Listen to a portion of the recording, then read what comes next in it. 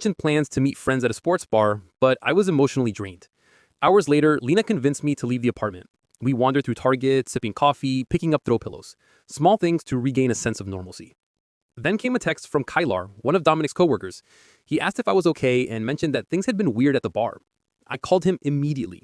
After some hesitation, he revealed that Dominic had made a cruel joke in front of friends, saying, "If you were prettier, I'd marry you." Kylar and others had confronted him, but Dominic brushed it off as a joke. I sat in my car, heartbroken, realizing the man I loved had publicly used my appearance as the punchline for his hesitation. When I returned home, Dominic was passed out on the couch. The apartment smelled of beer.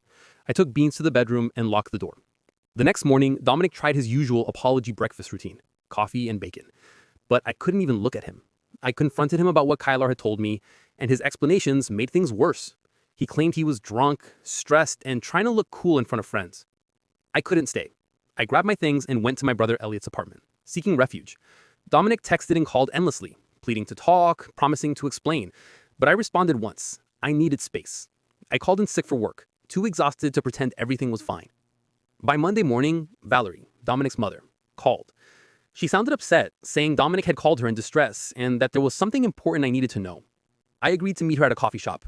My mind raced. What else could there possibly be? 3 days later, I sat across from Valerie, who looked worn and exhausted. She revealed the truth. Dominic had developed feelings for Maria, a new coworker. Nothing physical had happened, but an emotional connection had formed, creating doubt in Dominic's mind about our engagement.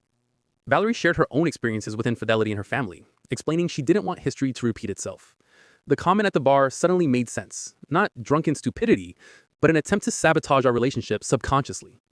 I sat there stunned as Valerie explained the timeline. Maria had started work around New Year's. By the company holiday party in March, Dominic was already acting distant, constantly on his phone, spending more time with friends. What I thought was stress was